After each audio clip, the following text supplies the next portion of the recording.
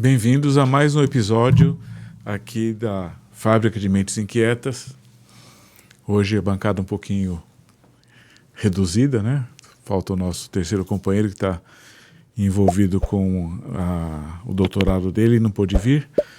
Mas aqui temos a visita ilustríssima da professora Ana Maria Kiefer, professora, porque ela é bem professora, e modestamente ela, aqui no resuminho que ela enviou para a gente, eu que eu conheço há bastante tempo, é bem resumido, né? Mezzo-soprano e pesquisadora. É muito pouco para descrever uma pessoa que vocês vão conhecer agora, que tem uma extensão de trabalho e uma extensão de pensamento muito amplos e muito interessantes, que a gente vai poder ter uma ideia, né? Ela vai conduzir a gente por um olhar dentro da arte, né? Da arte, principalmente da arte vocal, né? Da música, e principalmente da nossa terra, apesar de não ser exclusivamente da nossa terra, e numa trajetória de algumas décadas, né? Então, como movimentos, ela vem desenvolvendo trabalhos desde a década de 70, com todos os movimentos principais da música erudita e da música próxima da erudita, seja popular, seja experimental. Mas ela vai contar melhor essa história para a gente. Ana. Afonso, muito obrigada pelos elogios, muito obrigada pelo convite, muito obrigada também, Marlene, pela sua presença, e pelo seu interesse e pela ideia maravilhosa da Fábrica de Mentiras Inquietas. Eu adorei o nome. Você aperfeiçoou.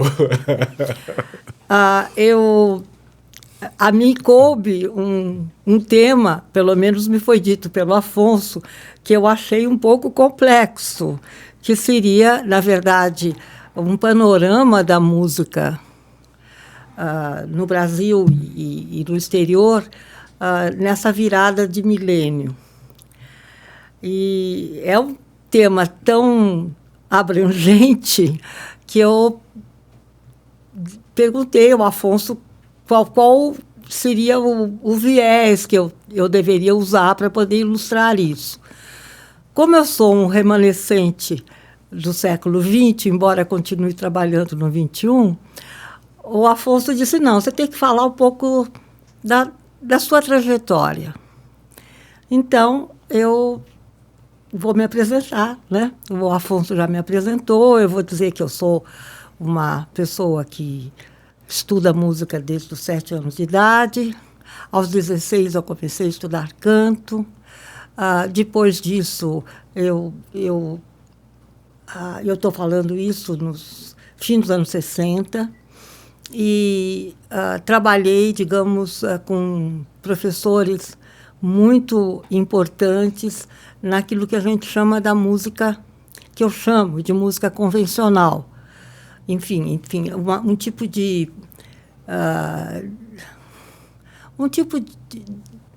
educação musical bastante convencional.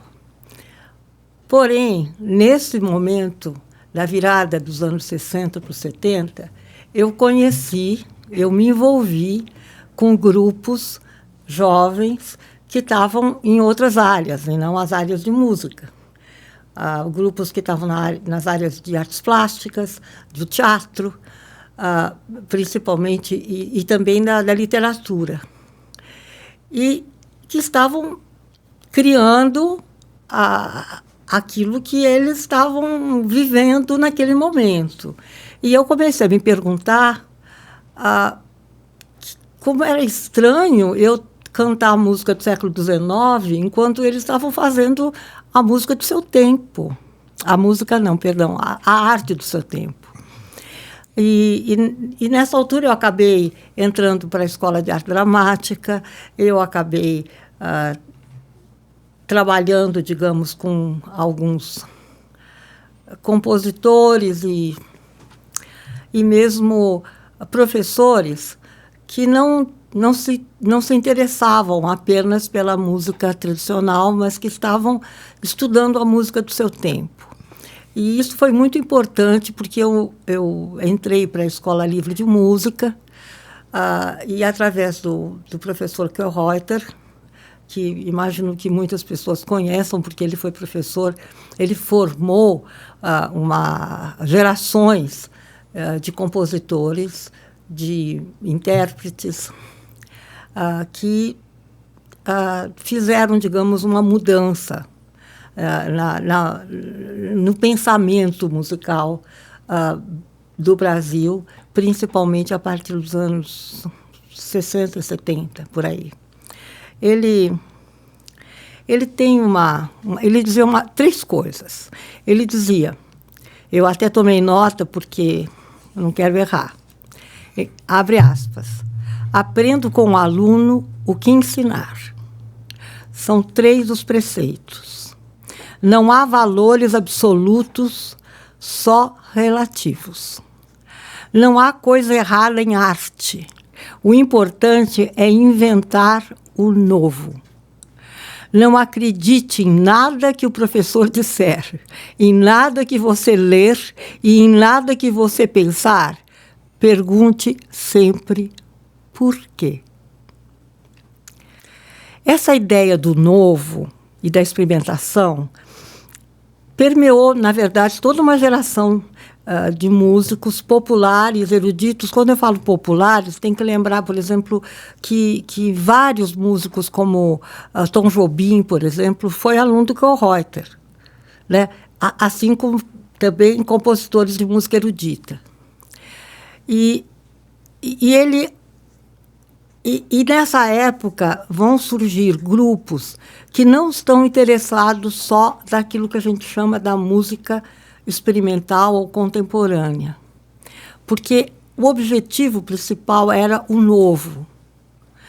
Havia uma ruptura aí.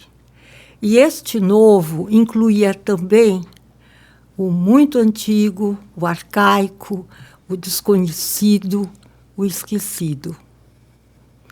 Então, é muito comum, e foi muito comum, e eu passei por essa experiência, intérpretes daquilo que a gente chamava, na época, de música contemporânea daquele tempo, também se interessarem pela música do passado, que tinha sido abandonada, principalmente no século XIX.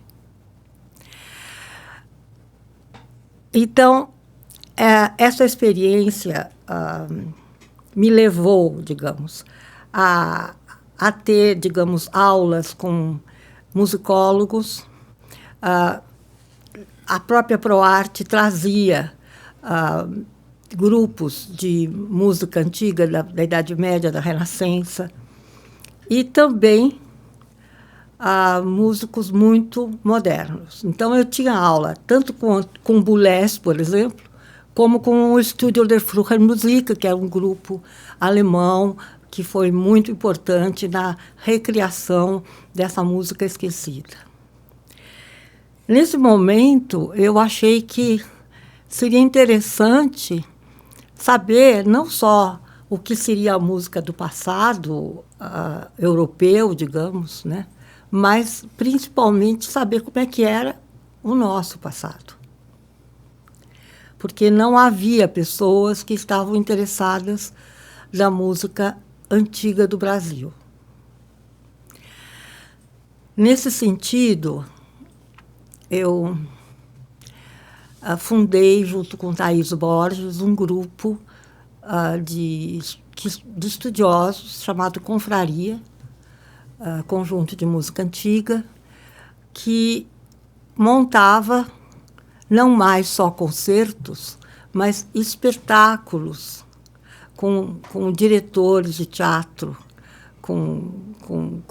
eram quase mini-óperas, mas com esses materiais que a gente pesquisava e trabalhava. Na realidade, você seguiu aquilo que o teu professor falou, né?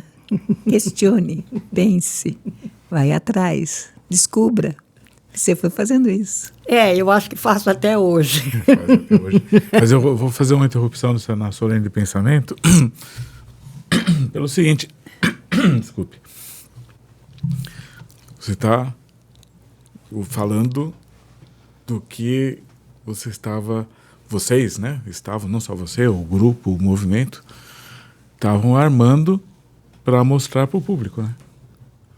Porque, na realidade, o artista, ele supõe o público sempre, né?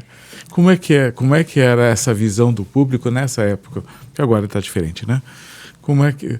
Porque você faz um trabalho que você não pode simplesmente, como a gente diz em ciência, né?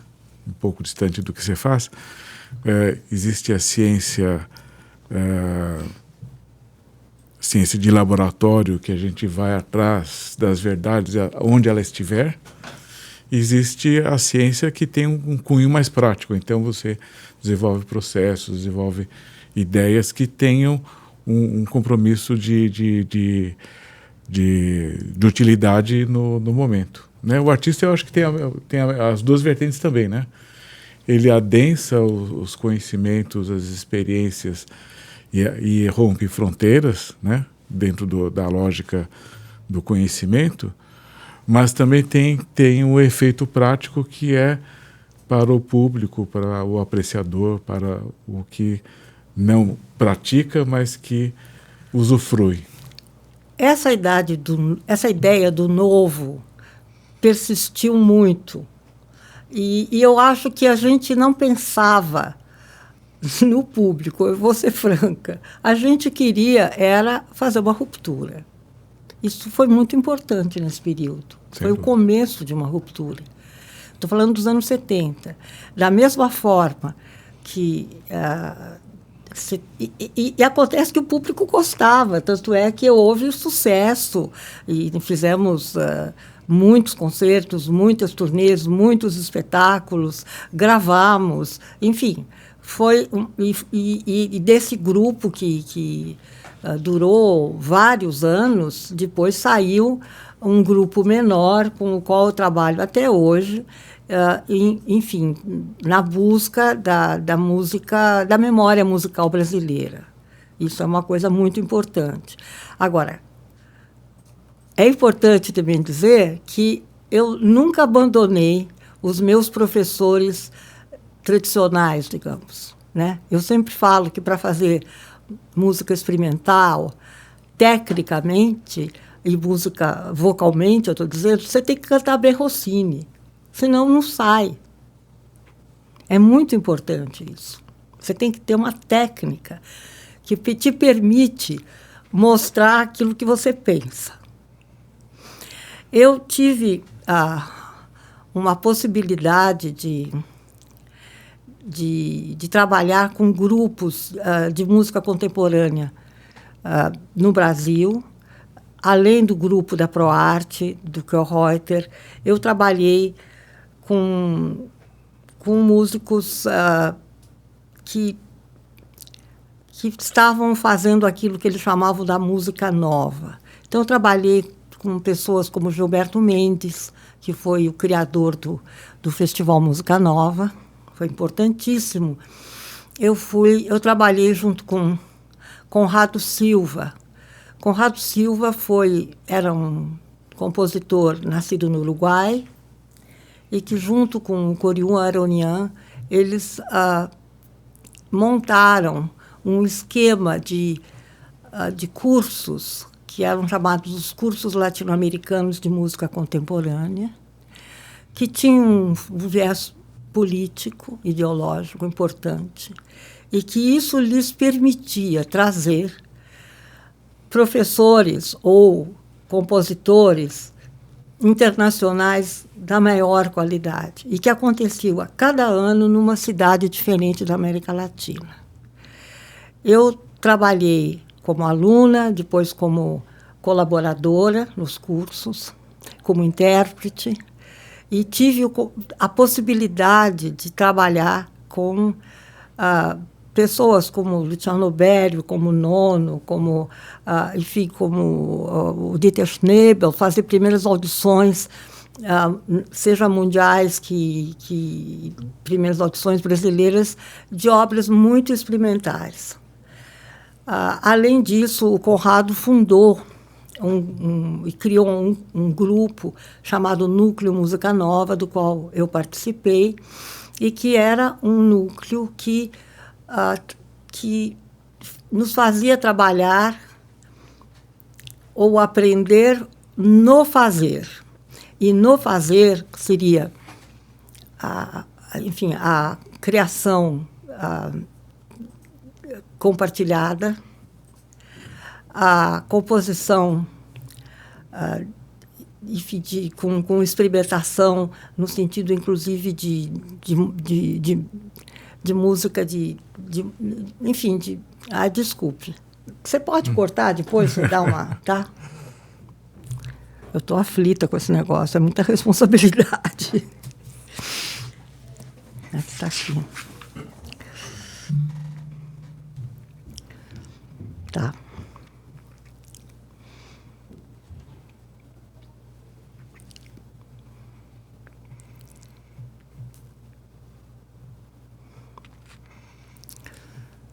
Posso voltar? Pode. Então, esse trabalho com o Conrado Silva foi muito interessante porque nós aprendíamos, principalmente, a trabalhar com a criação compartilhada, com a improvisação coletiva e também com a música eletroacústica, porque o Conrado Silva foi um dos introdutores da música eletroacústica no Brasil. Essas vivências todas fizeram com que eu fosse convidada pela Sheila Lerner, que era a curadora geral da 18ª Bienal Internacional de São Paulo, para organizar uma curadoria musical que seria, enfim, que teria a ver, digamos, com a curadoria das artes visuais. E eu aceitei, e nós, nessa altura, já estamos em meados dos anos 80, porque eu tinha tido todas aquelas experiências, e eu consegui trazer ao Brasil um compositor muito conhecido, papa, digamos, da música experimental, dos Estados Unidos, chamado John Cage. Então, ele veio para a Bienal, para a 18ª Bienal. Nós montamos quase toda a obra dele até aquele momento. E, por incrível que pareça, ele já estava fazendo parte do núcleo histórico da Bienal. Depois, do Cage, vieram mais 2 bienais, que eu trouxe outros compositores, e 4 bienais de arquitetura, onde eu trabalhei com uma coisa que era muito nova na época, que era o conceito de música e espaço. Enfim, eu acho que nesses anos, dos anos 80, eu comecei a perceber que a ideia do novo, porque tinha que ser novo, se não fosse novo, era careta, mudou. Então, os novos compositores, eles não estavam mais preocupados em que fosse só novo. Eles estavam preocupados em fazer música, e se eles pudessem usar, digamos, formas do passado, inclusive a música da Idade Média, por exemplo, né, formas, eles faziam numa boa. Quer dizer, não havia mais aquela preocupação de ter que quebrar com tudo.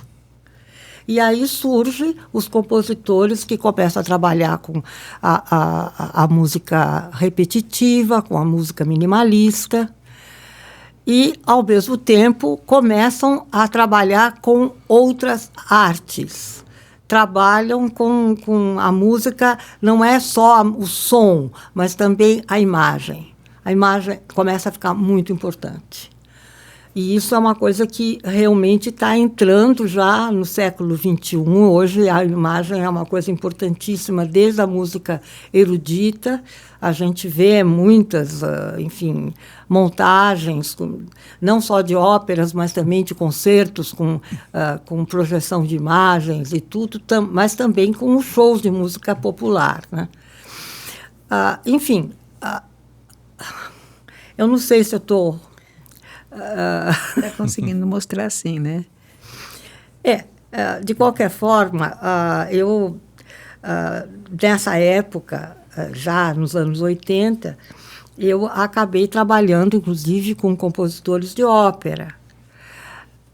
São compositores da ópera, vamos chamar de uma ópera nova, embora não fosse mais tão nova, como Jocy de Oliveira, que fazia música para planetários, para ser enfim, montada em planetários. Hoje ela faz cinema, né? É uma compositora das mais importantes do Brasil, e eu tive a honra, a sorte de ter sido, enfim, uma companheira e uma colaboradora e uma intérprete das primeiras óperas dela, né? E também o Gilberto Mendes, que me entregou a partitura da Ópera Aberta, que foi uma homenagem a Umberto Eco, por telefone. Ou seja, ele me deu um enunciado e disse: vire-se. E, a partir daí, eu me dei conta que ele estava transformando o intérprete num coautor.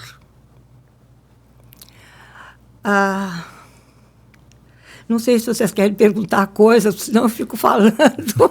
A sua trajetória é muito interessante, né? A sensação que a gente tem, né, que você viveu a música, praticamente a pureza da música, né? O significado de cada uma delas, né? Eu estou aqui me questionando muitas vezes, né? E como que você vê essa mudança toda na música de hoje, praticamente, né? Porque, assim, não sei se é música, né? A gente fica questionando, algumas nem são, né? São apenas fala, né? Porque você fala com tanta técnica, com tanta coisa em termos, sabe, passagem por passagem, com tanta técnica direitinho aí, né? Que precisou um trabalho todinho de pesquisa, de entendimento, de nota, tal. E, de repente, a gente vê várias músicas hoje de uma maneira, não sei se está ligada à própria sociedade, à mudança da questão social. O que está acontecendo? Bom, eu acho que a gente está vivendo uma época onde a música... Isso a gente vê na mídia. A música, quando se fala em música popular e entretenimento. Eu sou de uma geração que via música para pensar. É diferente. Então, e havia um prazer nesse pensar. Questionar, né? Que hoje talvez não se perceba tanto, porque a juventude, em geral, ela vai aos shows de música popular para dançar, para se encontrar, enfim, é diferente do que antes era um tipo de escuta que tinha a ver com uma conversa mais profunda, que era importante e que era gostosa, inclusive, né? É uma mudança que não é só na música, essa mudança está em tudo. E eu, pessoalmente... como eu nunca fiz música popular, eu estou um pouco fora disso. Porém, essa minha experiência toda, digamos, com compositores e obras de diversas épocas do século XX e XXI, me deu a liberdade e a vontade de trabalhar com a música de uma forma mais livre. Então, o que eu faço hoje eu faço... enfim, eu trabalho menos como cantora, mais como uma criadora. eu fui convidada, passei 30 anos como colaboradora do Estúdio de Pesquisas de Bruxelas, onde eu criei, enfim, são criações vocais, né, que eram emprestadas ou doadas a compositores que usavam esse material como material composicional, mesclado ou não à música eletroacústica, né? Então, enfim, hoje em dia, eu me sinto na liberdade de, mesmo fazendo música antiga, por exemplo, eu fiz bastante recentemente um trabalho que levou 20 anos de pesquisa sobre a música da cidade de São Paulo, entre 1830 e 1880. Então, é um trabalho, em princípio, de música antiga. Mas esse trabalho envolveu uma pesquisa iconográfica imensa, uma pesquisa musical que durou anos, porque eu trabalhei, inclusive, com ruídos, e isso vem da música concreta, da minha experiência com a música concreta. Então, há uma espécie de fundo, que são os ruídos da cidade de São Paulo na época. E aparecem também os pregões, os cantos de trabalho, o que as pessoas cantavam nas ruas, os estudantes da Faculdade de Direito, como seriam os saraus, que não eram nem sempre dentro de espaços fechados, eles desciam os rios das noites de lua cantando e tocando. Enfim, mas tudo isso tinha um ruído. Então, eu tive que gravar, por exemplo, e isso vem da música concreta, eu gravei o ruído dos bichos da cidade, dos pássaros. E isso tudo forma uma espécie de arrière-plan, como se diz, um plano de fundo, não é? Para o que acontecia realmente na cidade. E aí eu acabei tendo que misturar a pesquisa, a música antiga, a música, os instrumentos usados, né, no período, mas também essas técnicas mais contemporâneas de música concreta, de música eletroacústica, enfim. Isso, ou, por exemplo, um outro que eu fiz antes, que foi do Tejo ao Amazonas, um trabalho onde eu junto enfim, eu musico seis excertos de 6 sermões do padre Antônio Vieira, mas totalmente musicados com música eletroacústica e com música vocal. Então, aí é uma coisa que já extrapola, digamos, será o público? Não, eu sei que não vai ser o público que vai sair dançando, é outra coisa.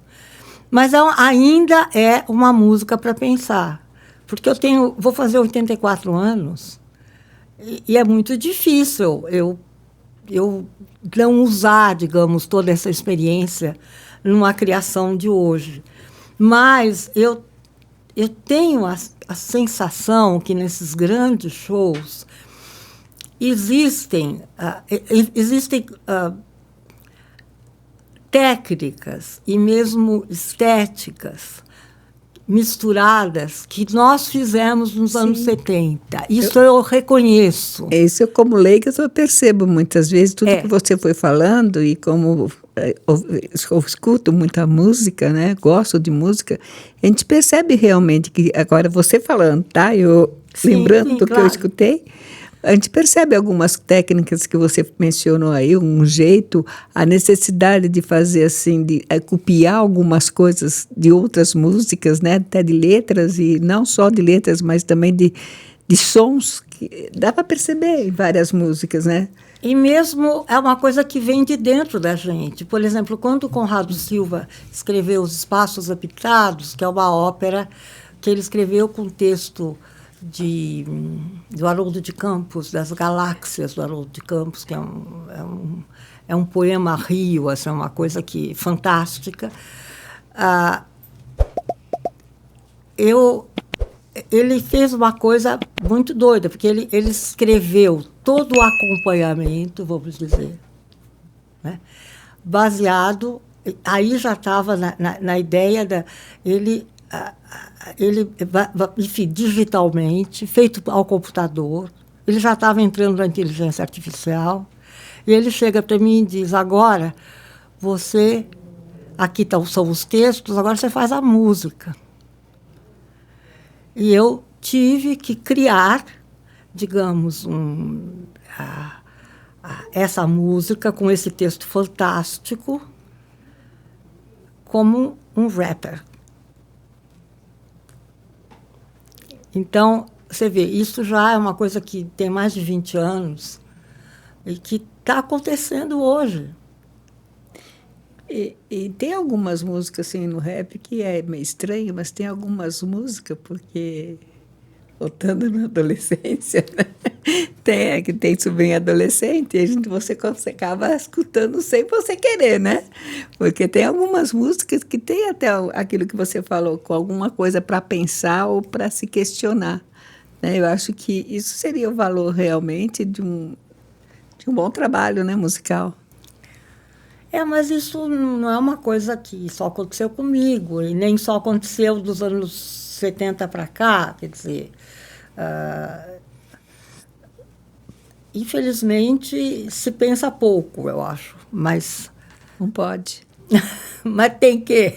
Então, eu continuo trabalhando, faço trilhas sonoras para filmes, faço ambientações sonoras para exposições de arte, trabalho com essa interatividade entre diversas expressões artísticas, né? E, nesses trabalhos, eu me dou a liberdade hoje de mesclar o antigo, o novo, o erudito, o tradicional, o popular. Fazendo uma coisa nova, né? É uma coisa que eu não sei se chega a ser nova, mas é uma nova forma de você, por exemplo, encarar a música antiga. Não é que eu digamos, eu sou muito... Eu tenho muito cuidado de não deformar aquilo que seria a música antiga do Brasil, por exemplo. Mas eu posso montar um espetáculo onde, enfim, todas essas manifestações artísticas, elas viram uma obra única, né? E daí eu me dou a liberdade de montá-la do jeito que eu quero. Passar a cultura, né? Passar um pouco da cultura musical. Porque, na verdade, eu pessoalmente cheguei à conclusão que música não é mais só melodia, ritmo. Ela é uma atividade múltipla, né? E ela pode se manifestar, inclusive, na palavra, no gesto, no traço e no silêncio. Sim. A música como um convite à reflexão, né? Porque a questão do pensar é uma possibilidade de reflexão a partir de dados, né? Que são oferecidos, né? As propostas musicais, vamos por assim, modernas, atuais, elas têm pouco convite, né? Aparentemente, né? E as peças mais densas, elas dão convite a cada segundo, né? A cada entonação, a cada segundo, a cada traço, a cada inflexão da voz. Então a gente tem hoje, né, no mercado, vamos por assim, esses dois polos, né? Os convites meio aguados, mas estão lá, e os convites densos, né? E um influenciando o outro. Acho que os dois lados deve ter essa influência. Para o criador como você, né, uma criadora, o seu objetivo é dar uma boa densidade, né, de convites para o pensar, né? Então são espetáculos diferentes, né? Por exemplo, uma exposição de arte ou então um filme, né? São de conteúdo bem definido, né? E eventualmente, como você mesmo exemplificou, esses shows de massa, né? Que tem pouco convite, mas estão mesclados lá no meio dessa história. Para onde é que a gente vai? Coexistem os dois trabalhos e vão coexistir sempre. Os dois tipos de trabalho vão coexistir sempre. A música, a manifestação artística baseada no som, vai para que caminho?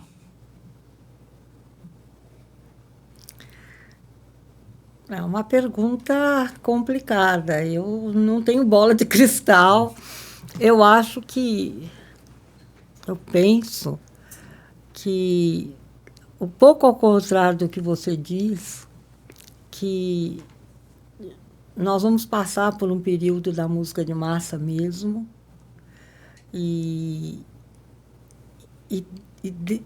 a partir dessas novas tecnologias vai surgir algo novo, que eu não sei ainda o que será. Mas como eu já vi passar, digamos, a música absolutamente tradicional para a música para música eletroacústica, como eu vejo que da música eletroacústica para música eletroacústica para música, enfim, para uma música eletroacústica de concerto, que é uma coisa que hoje quase não se usa mais, porque é uma música de dificílima escuta, né? Você não vê a pessoa tocando, existe uma orquestra de alto-falantes, né? Você entra e fica ali, ou então você fica absolutamente imerso, assim como existem essas imersões de artes visuais. Eu, pessoalmente, não curto muito, mas, enfim, é uma coisa que se usa muito, é uma forma fácil de mostrar, digamos, a arte do passado para um grande número de pessoas. Mas existe existe essa imersão dentro de um ambiente que pode parecer muito estranho, né? Mas que, na verdade, eu acho que cada vez se usa menos. Todas essas experiências, principalmente esse lado da música eletroacústica, a música concreta, eu acho que ela serviu e serve para outras manifestações. Ela serve muito para cinema, para trilha sonora de cinema. São músicas que não têm mais o conceito da apresentação para o público. Elas fazem parte de outras manifestações artísticas. Eu acho isso muito bom, é muito interessante essa mistura, essa mescla, esse encontro. A música leva a um pensamento também, leva a uma fantasia, muitas vezes, né? Uma imaginação. Você escuta, e uma lembrança, né, também, pessoal, de cada um. Exatamente. Pode ser toda e qualquer música, ela te traz alguma coisa, uma lembrança. E te leva você a pensar em alguma coisa. Não sabemos o quê, porque cada indivíduo do público faz isso. Né? Por mais que você tenha, você fala que você faz música para o filme. No filme ele tem uma história, tem um enredo. Você põe numa música, isso daí marca muitas vezes e até lembranças do que pode ter acontecido com você. Com você não, com a pessoa que está assistindo o filme, né? Com o público, né? Porque são coisas fortes. A música é forte, você não consegue tirar ela da cabeça simplesmente. Conforme vai se fazendo essa música e a música vai tomando conta do público, o público vai ficando com ela Nitidamente. Fica Não importa. projetada dentro de você. E não importa se é presente, se é de agora, se é do passado, ela está aí, né? Ela está o tempo todo na nossa mente. E ela ressurge dentro de vários tipos de manifestação artística de hoje. Ela ressurge. Por exemplo, no show, voltando ao show da Lady Gaga? Da Lady Gaga, existe momentos, por exemplo, existe um momento, eu não sei se viram, em que ela está junto com um rapaz brasileiro, ela numa espécie de varanda, assim, que eles se abraçam. Quer dizer, isso está na cara que é Romeu e Julieta. Não sei se foi pensado para ser, mas para mim estava absolutamente. Eles se abraçam, ela fala do amor, fala em inglês, ele responde em português. De uma forma ou de outra, né? Nós somos. A memória nossa, elas foram conduzidas durante o tempo todo. Né? A partir do momento que você nasceu, a sua memória é ativada o tempo todo por várias situações. Quer queira você ter assistido, quer queira você ter participado. É uma forma de mexer com a população, não é? É muito interessante isso que você diz, mas você é psicóloga, né? Nós não pensamos desse jeito.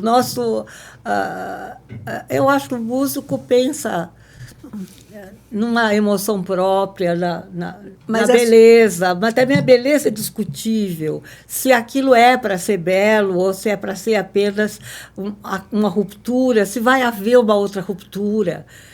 Eu não sinto uma ruptura no momento para nada. Não sei como vocês veem isso. Eu sinto mudanças sutis, mas não sinto uma ruptura abrupta, como foi, por exemplo, na história da música, a música dodecafônica no começo do século XX, né, que foi uma ruptura. Depois a música tecnológica na metade do século XX. E eu não sinto isso. Isso foi uma ruptura. Eu também não acho que é uma ruptura, sabe? De uma começa a outra. Não, eu acho que há uma continuidade. O que eu estou tentando falar é que a nossa memória, desde criança, desde que nós nascemos, a gente vai adquirindo formações mesmo que você não usa. E quando você escuta uma música, aquilo te remete a situações, mesmo músicas do passado. Essa ideia da continuidade é o que há de mais contemporâneo hoje. Porque dizer que não houve ruptura nunca, a meu ver, houve. Mas isso é uma coisa de uma geração que virou a mesa nos anos 70, que é a minha. Então, era uma coisa, inclusive, como uma afirmação. Mas se você olhar direito, é uma continuidade, porque houve outras rupturas que depois se transformaram. Isso, também acho. Então, estamos todos de acordo. Também acho que isso. Não dá para você romper tudo que você já vivenciou. Não. Mesmo se você não vivenciou naquela época, mas na sua mente tem história dos seus pais que conta, tem história dos seus avós, e aquilo vai ficando de uma tal maneira, né? E eu posso até falar de uma música, por exemplo, as valsas. Até hoje se usa valsa em algum casamento, né? Tá difícil romper isso, por exemplo. Por quê? Porque ficou uma coisa muito forte, né? Ficou uma coisa impregnada mesmo na cabeça, e não é que a pessoa vivenciou aquilo da valsa, mas aquilo veio de muitos passados, entendeu? Mesmo que seja modificada, mesmo que seja uma música eletrônica completamente modificada, mas que tenha alguma coisa do passado. É lindo. Eu acho linda a música, eu acho maravilhosa por causa disso. Ela nos permite a isso. Eu posso estar errada, mas ela nos permite a viajar, a sonhar, a imaginar e até a refletir sobre algumas coisas, sim. Né? Mas...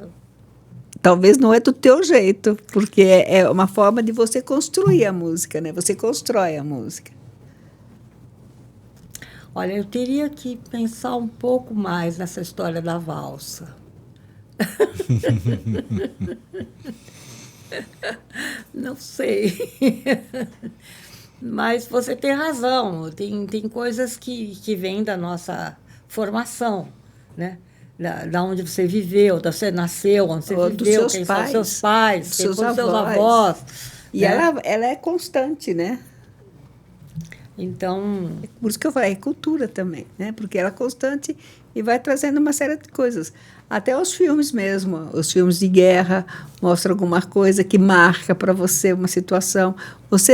A cabeça ela vai construindo uma série de coisas e vai guardando. Eu falo que é um computador, que aperta uma tecla, já entra, um sinal, já pronto, já lembra, e aí vai. E assim, você como música, pelo que eu estou entendendo, que você falou o tempo todo aí, que é reconstruir algumas coisas, usando as coisas do passado, tentando... É o que nós fazemos o tempo todo. é verdade. O tempo todo nós estamos fazendo isso. Aí tem né? Nada se constrói, né? Quer dizer, tudo se copia, não é verdade? A gente vai sempre aumentando alguma coisa, né? Não sei, essa é a sensação que eu tenho, inclusive vendo essas músicas de hoje. É. Eu lembro de outras músicas lá, sabe? Quando eu escutava Beethoven, coisa parecida. Eu adoro ópera, sabe? Você vai vendo e você... Peraí, tem alguma coisa aqui muito parecida. Eu como leiga, tá? Não, mas você é público. É Isso. importantíssima a sua opinião. E um público culto. Não é um público, enfim, que não está preocupado no pensar, né? Eu sempre gostei muito de ópera, música clássica, sempre gostei, sempre escutei. Eu acho que tem momentos que você escuta algumas músicas, né? E hoje, de novo, vendo meu sobrinho com outro tipo de música, de repente você fala assim, nossa, tem alguma coisa, sabe, diferenciada e de acordo com o momento que está se vivendo. Tem uma necessidade de pensamento, porque eu estava brigando com ele, porque você está escutando isso, não sei o quê. Aí ele mostrou uma música que eu falei assim, nossa, realmente é para você questionar algumas coisas. Sabe? Eu falei, olha, ele está questionando você. Para que usar certas coisas, sabe?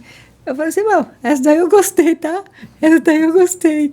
Mas não são todas, lógico que não são todas, mas eu acho que é isso. Você está, através do seu trabalho, a gente pude perceber que você vem trazendo essa construção para que a gente possa pensar nas músicas e ela continua. Não sei. É a sensação que eu tive. Bom, vocês me pediram uma trajetória, uma linha, e eu fiz esta linha. Eu podia ter feito outra. Mas eu achei bárbara. Podia ter feito outra. Porque, no fundo, eu trabalhei... Eu fiz ópera clássica, eu fiz ópera, enfim, eu fiz Mozart, eu fiz tudo isso, mas aquilo que eu digo, é impossível, mesmo tecnicamente, você fazer o novo sem ter feito antes, ou sem ter percebido antes. São pessoas mais sensíveis, né? São pessoas mais que vivem mais a questão da sensibilidade. E você parece ser uma pessoa assim, né? Mais sensível. Não sei. O que você acha, Afonso? Você me conhece. Eu acho que é isso e muito mais. Na verdade, assim, emprestando, por exemplo, de artes plásticas um pouco, que eu também tenho algum conhecimento, só é possível um artista que conviva com a gente, né? Chama de contemporâneo ou moderno. É difícil que não tenha uma formação de algum tipo, ou clássica, ou moderna, pensando na segunda metade do século XX, que ele não desenvolva a partir daí as novas ideias e as rupturas, que não deixam de ser, como a Marlene falou, uma continuidade, mas uma continuidade com uma mudança de direção mais abrupta, mas não deixa de ser uma continuidade porque é uma evolução. Então, nas artes plásticas, isso é mais reconhecível, vamos por assim, né? O artista, ele não começa do nada, né? O Pollock, por mais que faça aqueles pingos, antes ele estava tentando fazer obras com um viés mais tradicional. O próprio Picasso, que inaugurou uma vertente na arte plástica muito importante no começo do século XX, o trabalho de apresentação dele na Escola de Paris é absolutamente clássico, né? Até ter assunto é o médico do lado do seu paciente, né? Numa cama de uma casa. Totalmente a iluminação, o enquadramento, as cores, tudo exatamente clássico. Mas isso era 18 anos de idade. Com 19 para 20, ele já mudou completamente, né? Um rompimento, uma continuidade, mas é um rompimento porque teve uma mudança de direção muito brusca, que é o que você fez, né? Na música, fazendo um paralelo, é o que você fez, junto com os outros autores, com os outros grupos, mas foi um movimento consistente, né? De continuidade, de ruptura. Juntando as duas ideias, né? Porque não dá para nascer do nada, né? Mas é uma continuidade com uma mudança de direção bastante importante que você protagonizou, né? E, como você disse, se não tiver a qualidade técnica, o entendimento da técnica tradicional, não dá para fazer qualquer novidade, qualquer ideia nova, porque ela vai lhe faltar consistência, vai lhe faltar o compromisso com as outras vertentes que estão acontecendo, né? Então é interessante e importante a gente ter esse olhar. Agora, o movimento, ele não é só uma avenida, né? É um grande mar, né? Então você está aqui indo numa corrente marítima que vai lá no centro do Atlântico e tem muita gente aqui na praia, né? Não estou falando nem do raso, estou falando da praia como movimento de pessoas, movimento de água, né? Então, mas é reconhecível a sua posição lá 300 milhas, né? Em água é milha, né? 300 milhas naquela direção, e tem várias pessoas que bebem da mesma água, vou falar usando as expressões, né? Bebendo da mesma água, indo na mesma direção, ou não, né? Ou vendo, se inspirando e fazendo uma coisa diferente. E aí, quando eu fiz a pergunta do futuro, né? Você falou, o futuro não existe, não tem bola de cristal, a gente não sabe o que vai acontecer. A única coisa que a gente sabe com certeza, que você anunciou assim, a meia voz, é que a tecnologia vai apoiar intensamente todo o movimento que vier na música. Já apoia, né? Já apoia. Apoia. Porque a música que não usa tecnologia é uma música, enfim... Então, falando nisso, né? Só acrescentar uma coisa que veio agora na cabeça, assim, né? Você estava falando dessa busca mesmo, constante, dessa mudança que está acontecendo. E você falou também da música eletrônica, né? Lógico que não comparando, tá? Não quero comparar. Mas se você pega uma orquestra todinha tocando um monte daquele som, sabe o som da música?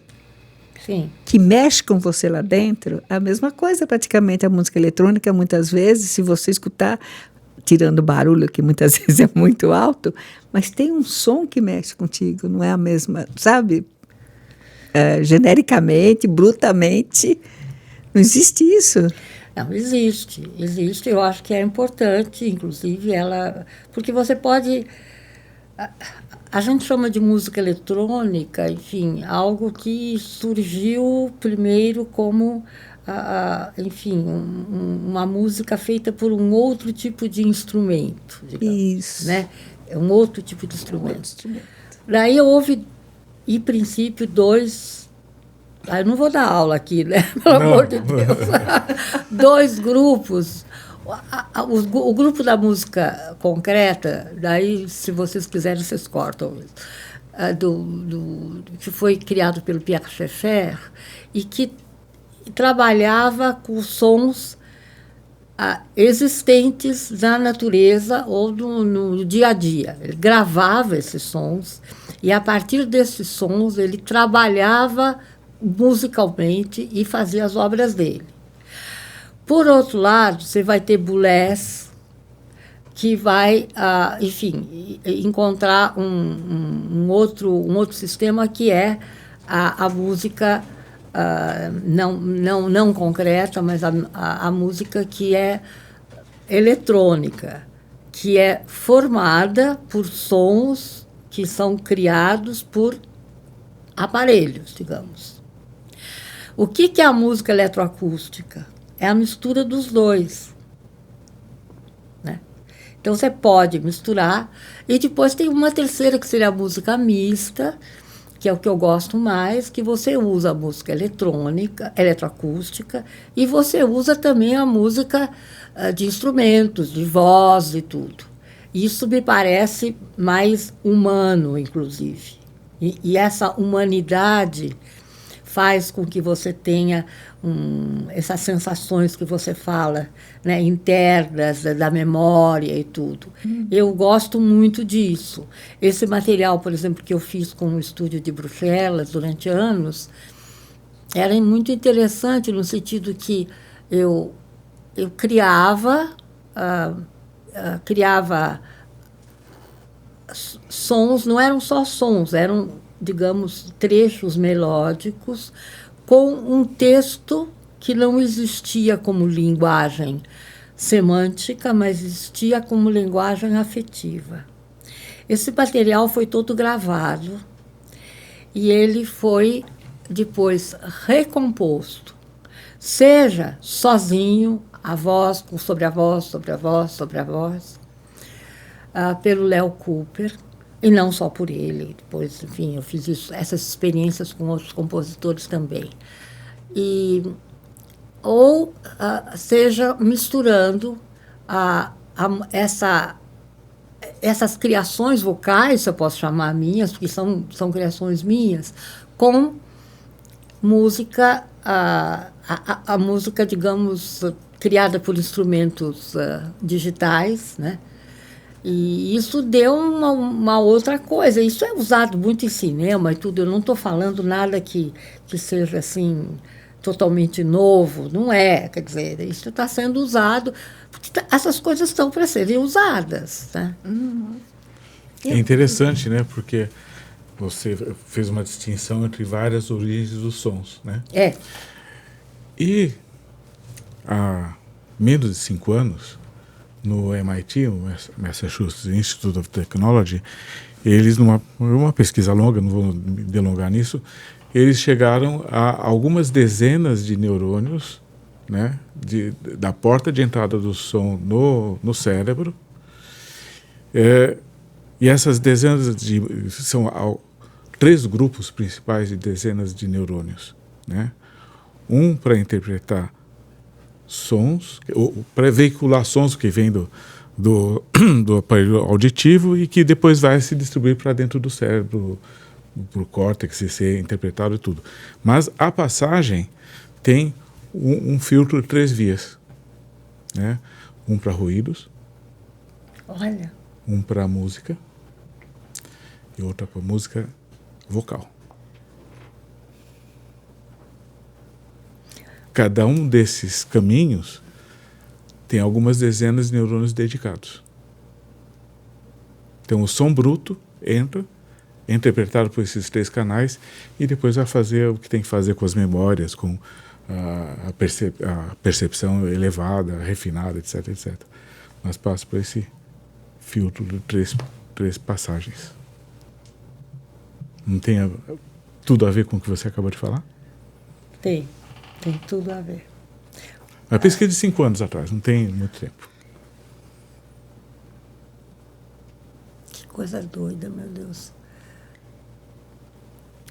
Essas criações que eu fazia, que eu cedia, digamos, para compositores, que depois eu acabei usando nas minhas próprias criações, né? Elas às vezes vêm da imagem. Mas por exemplo, eu sempre falei, não, eu topo fazer isso, porque é uma experiência, né? Inclusive, eu ficava muito tempo quieta, fechada no estúdio. Quando eu falo muito tempo, eu ficava 1 mês sem sair, só pensando nisso. Então, e aos poucos, me apareciam, digamos, imagens que eu tentava transpor para o som. Mas nem sempre eram imagens reais. Então, de repente, por exemplo, eu pensava em pássaros. Só que não era o ruído do pássaro, mas era aquela coisa que você fala, é uma imagem da minha infância, das pegadas do pássaro na areia. E eu, então, criava a música... Através dos seus sentimentos. Sim, mas através daquela coisa visual e emocional. Ou, por exemplo, grandes pedras que respiram, que é uma coisa que não existe. Mas sim, mas é da tua vivência, da tua, sabe, do teu momento de... teu inconsciente, que eu falo, né? Da psicologia. É o teu inconsciente falando mais alto e se mostrando através desta música, né? Mostrando através desses sons que você percebe, né? É só você que percebe. E aí você tenta passar para quem? Para a população. Eu vou te dizer um negócio, não sou só eu. Porque eu tive uma experiência muito louca com isso, porque numa das obras eu trabalhei com a minha infância. Então, isso entra os pássaros, as pedras que respiram, essa doideira, e algumas coisas que estavam no quintal, no jardim da nossa avó. Não só plantas, mas bichos. Eu, quando mostrei para o meu irmão, sem dizer o que era, ele falou, nossa, parece o quintal da nossa avó. É coletivo, né? São memórias. É loucura. É memórias. Por isso que eu falei, são memórias. A Você música é memória. Bonito isso, né? Bonito, bonito. A música é por isso que não dá para morrer. A gente não vive sem ela. Não dá para viver sem a música. De alguma forma, ela está o tempo todo em nós. O tempo todo. Sabe, você está quietinho, daqui a pouco você está pensando numa música. Vem a ideia de uma música, sabe? Só que, assim, precisa dessa técnica que você sabe e que eu não tenho. Desse estudo que você tem, que eu não tenho para poder criar. Mas se todos tivessem isso, seria milhões de músicas aí no mundo. Já tem, né? Mas agora a gente vai voltar, então, ao problema da educação e dos tempos que nós corremos.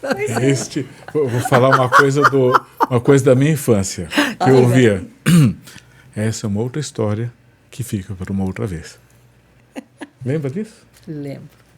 Muitíssimo obrigada. Eu que agradeço. Obrigado, Ana. Foi adorei. Maravilhoso. Foi, assim, um painel que a gente não consegue ter facilmente para ter um entendimento das coisas como elas são. Então, olha, sinto uma inveja muito grande, porque eu gostaria de ter essa técnica, sabe? Para poder construir alguma coisa que é minha, nesse sentido de música. Não sei se é porque eu sou apaixonada por música, mas não deu uma inveja? Deu uma inveja grande, né? Pelo seu conhecimento e pela sua forma e facilidade em fazer, né? Por mais que leve um mês. Mas agora deixa eu falar o protocolo. Não esqueçam de dar o like, o gostei, o joinha, passar para os amigos, passar para a família, porque essa preciosidade falando, a gente precisa divulgar bastante.